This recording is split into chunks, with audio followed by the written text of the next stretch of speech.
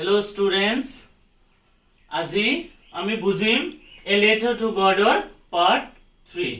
এটো আমি এক্সপ্লেইন কৰিম আৰু লগতে ইয়াৰ যিমানবোৰ জৰুৰী প্ৰশ্ন উত্তৰ আছে টেক্সট বুকত বা এডিশনাল হেতু আলোচনা কৰাৰ চেষ্টা কৰিম।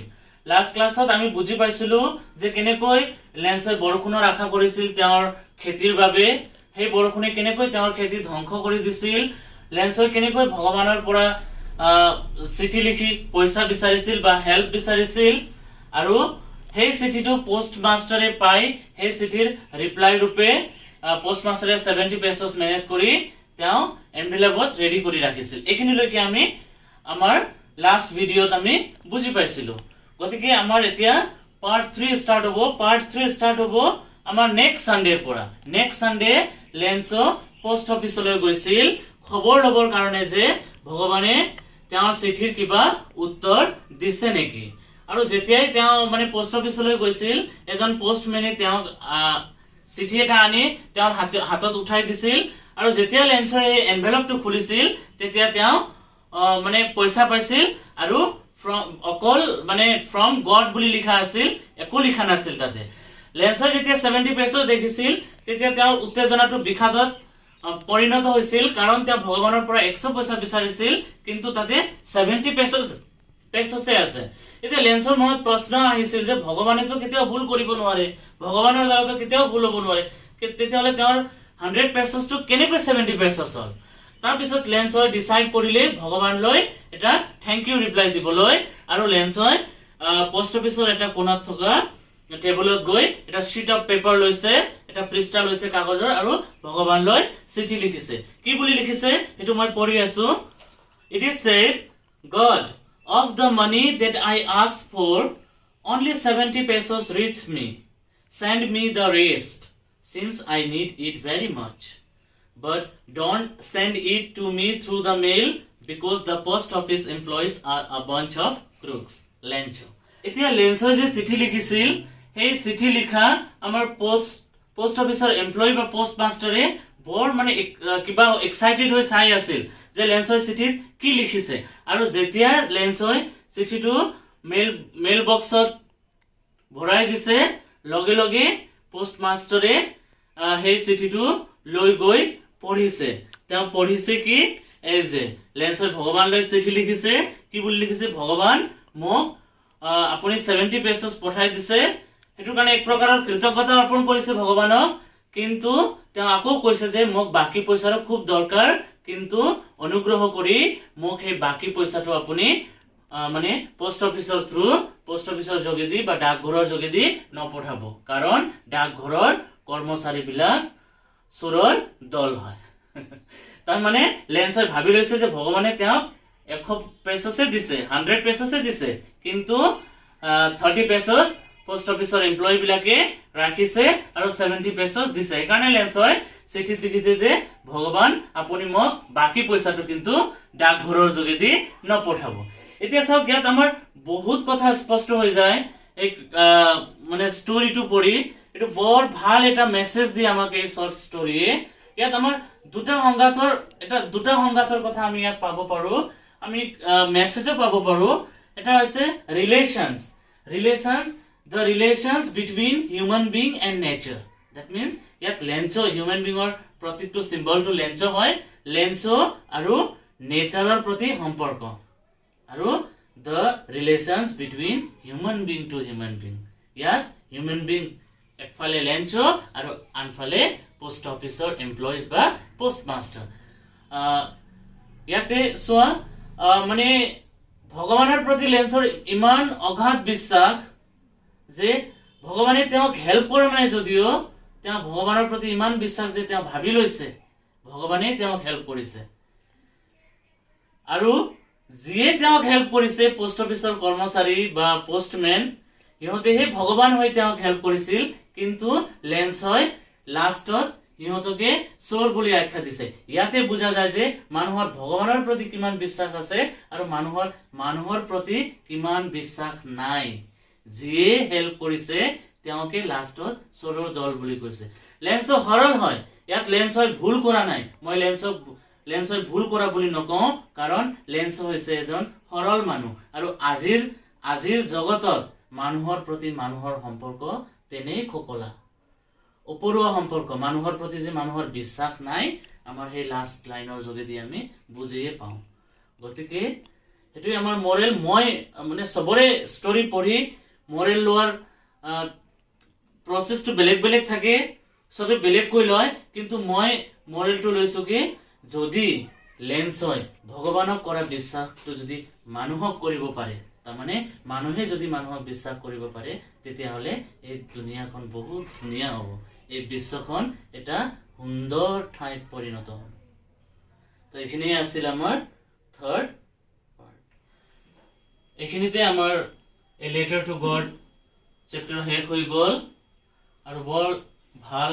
মোরাল নীতি শিক্ষা আমি পালো সবে কিবা নহয় কিবা এটা নীতি শিক্ষা আমি প্ৰতিটো পাঠৰ পৰা লব পাৰো তো এতিয়া আমি কোৱেশ্চন আনসাৰত আহো কোৱেশ্চন নম্বৰ 19 টু টেক্সচুৱেল কোৱেশ্চন হয় Was Lencho surprised to find a letter for him with money in it? Lenchoy চিঠি আৰু পইচা পাই আচৰিত হৈছিল নেকি বুলি প্ৰশ্ন কৰিছে পইচা থকা চিঠি পাই লেন্সয় আচৰিত হৈছিল নেকি এনসাৰটো কি হ'ব আৰু ইয়াত আমি এটা বস্তু এড কৰিব পাৰো why কাৰণ এই why ৰ আনসাৰ ইয়াত দিয়া আছে No Lencho was not surprised at all to find a letter for him with money in it. নাই লেন্সয় একেবাৰে আচৰিত হোৱা নাছিল হে পইচাটো পাই কাৰণ আচৰিত কেতিয়া হ'ব যেতিয়া মানুহৰ বিশ্বাস নাথাকিলে কিবা এটা বস্তু পালেহে মই সাৰপ্ৰাইজ হম মই আশা কৰা নাছিলো কিন্তু মই পালো কিন্তু লেন্সৰ ইমান আশা আছিল যে 100% ভগৱানে তেওঁক 100 পেসছ দি হেল্প কৰিব গতিকে তেওঁ যেতিয়া পইচা পাইছে তেতিয়া তেওঁ সাৰপ্ৰাইজ হোৱাৰ কোনো কথাই নাই কাৰণটো কি because he had so mass faith in god that he thought god himself had sent the money কাৰণ তেওঁ ভগৱানৰ প্ৰতি ইমান বিশ্বাস আছিল যে তেওঁ ভাবি লৈছিল ভগৱানে তেওঁক পইচাটো পঠাইছে গতিকে ইয়াত সাৰপ্ৰাইজ হোৱাৰ কোনো কথাই নাই মই ভগৱানৰ পৰা পইচা বিচাৰিছিলো আৰু ভগৱানে মোৰ কথা শুনিছে মোৰ চিঠি পাইছে আৰু চিঠি ৰিপ্লাই হিচাপে মোক পইচা দিছে আমাৰ নেক্সট কোৱেশ্চনটো কি আছে হোৱাট মেড হিম এংগ্ৰি কিহে তেওঁ খং উঠাইছিল বা কিহে তেওঁ খং তুলিছিল লেন্চো asked 100 pesos from God in order to sow his field again লেন্সয় ভগৱানৰ পৰা 100 পেসছ খুজিছিল কাৰণটো কি আছিল কাৰণটো আকৌ তেওঁৰ খেতি কৰিব আকৌ তেওঁ মানে শস্যবিলাক বিক্ৰী কৰিব আৰু পইচা পাব আৰু পইচা ভগৱানৰ পিছত ৰিটাৰ্ণ কৰিব গতিকে লেন্সে ভগৱানৰ পৰা পইচা খুজিছিল আকৌ খেতি কৰিবৰ কাৰণে but when he opened the envelope it was only 70 pesos কিন্তু যেতিয়া তেওঁ এনভেলপটো খুলিছিল তেতিয়া তেওঁ অকল 70 পেসছে পাইছিল this made him angry আৰু হেতুই তেওঁ খং উঠাইছিল তাৰ কাৰণ খং উঠাৰ কাৰণটো তেতিয়া আমি বুজি পালো লেন্সে ভগৱানক 100 পেসছ খুজিছিল কিন্তু তেওঁ দেখিলে যে এনভেলপত 70 পেসছে আছে আৰু সেই কাৰণে লেন্সৰ খং উঠিছিল আৰু ভাবিছিল বাকি 30 পেসছ কত গল আসলে ভগৱানে পঠাই দিয়া নাই তেনেকুৱা ভাবা নাই তেওঁ ভাবিছে পইচাটো কত গল আৰু হেতু ভাবিয়ে তেওঁ খং উঠিল আমাৰ পাৰ্ট 3 ৰ যেটো টেক্সচুৱেল কোৱেশ্চন আনসাৰ আছিল অৰেল কম্প্ৰিহেনশন চেক তাৰ দুটা কোৱেশ্চন আনসাৰ আমি ডিসকাস কৰিলো এটো আমি কৰি আছো সিৰিয়াল নাম্বাৰটো আমি একেবাৰে সিৰিয়াল মেইনটেইন কৰিছো এটো কৰি আছো থিংকিং অ্যাবাউট দা টেক্সট বুকতে আছে এটোৰ কোৱেশ্চন কিন্তু এটোৰ 1 number question who does লেন্সো have complete faith in কিতাপ উলিয়ালে চাব পাৰিবা পেজ নম্বৰ 7 এটো মানে আমি আগতে অলৰেডি ডিসকাস কৰিছো কাৰণ এটো নকৰিলো তাৰ ঠিক তলৰ কোৱেশ্চনটো কৰিছো question number 21 why does the postmaster send money to Lencho postmaster কিয় লেন্সক পইচা পঠাইছিল the postmaster did not want to break the faith of Lencho so he decides to send money to him postmaster লেন্সৰ বিশ্বাস ভাঙিব খোজা নাছিল গতিকে তেওঁ decide কৰিছিল যে তেওঁ হেল্প কৰিব বুলি নেক্সট কোৱেশ্চন কি আছে why does he sign the letter God তেওঁ যে চিঠি লিখিছিল পইচা দি এই চিঠি তেওঁ কিয় God হিচাপে সাইন কৰিছিল তলত he signs the letter God because he wants to hide his identity তেওঁ ভগৱান বুলি সিগনেচাৰ কৰিছিল তলত কাৰণ তেওঁ নিজৰ আইডেন্টিটি বা পৰিচয়টো লুকাই ৰাখিব খুজিছিল so that Lencho's faith towards God might not be second কাৰণ লেঞ্চৰ ভগৱানৰ প্ৰতি যিটো বিশ্বাস আছে সেই বিশ্বাসটো যাতে ভাঙি নাযায় বা লৰচৰ নহয় হেতু কাৰণে লৰচৰ নহয় হ'ব এটো সেকেন্ড তো এটো কাৰণে পোষ্টমাষ্টাৰে সিগনেচাৰ কৰিছিল ভগৱান বুলি এতিয়া question number 22 did Lencho try to find out who had sent the money to him why not লেঞ্চয় তেওঁ কোনে পইচা পঠাইছিল হেতু জানিব বিচাৰিছিল নেকি যদি হয় কিয় বা যদি নহয় কিয় No, Lencho did not try to find out who had sent the money to him. নাই লেঞ্চয়ে তেওঁ কোনে পইচা পঠাইছিল হেতু জানিবৰ ইচ্ছাই কৰা নাছিল কাৰণটো কি আছিল because he had so much faith in God that he thought God himself had sent the money কাৰণ তেওঁৰ ভগৱানৰ প্ৰতি ইমান বিশ্বাস আছিল যে ভগৱানে তেওঁক পইচাটো পঠাইছে গতিকে তেওঁ জানাৰ কোনো বা বিচাৰি উলিওৱাৰ কোনো প্ৰশ্নই নাহে যে পইচাটো তেওঁ কোনে পঠাইছিল এতিয়া আমাৰ কোৱেশ্চন নম্বৰ 23 ৰ কোৱেশ্চনটো হৈছে who does Lencho think has taken the rest of the money লেঞ্চয়ে কোনে বাকি পইচাটো লৈ যোৱা বুলি ভাবিছিল what is the irony in the situation আৰু সেই সিচুৱেচনৰ বা সেই পৰিস্থিতিৰ irony মানে অপোজিট বিপৰীত পৰিস্থিতিটো কি আসলতে ঘটনাটো কি হৈছিল আৰু তেওঁ কি ভাবিছিল এটাৰ উল্টা ফাৰ্স্ট কোৱেশ্চনটো কি হ'ব Lencho thinks that the post office people have taken the money Lencho ভাবিছিল পোষ্ট অফিচৰ মানুহবিলাকে পইচাটো লৈছে এতিয়া irony of the situation to কি হ'ব it is the post office people who sent the money to Lencho post অফিচৰ মানুহে আছিল যিয়ে লেঞ্চক পইচা দিছিল but on the other hand Lencho thinks they have stolen money কিন্তু তাৰ বিপৰীতে লেঞ্চই ভাবিছিল যে হিহঁতেহে 30 pesos চুৰি কৰিছে he calls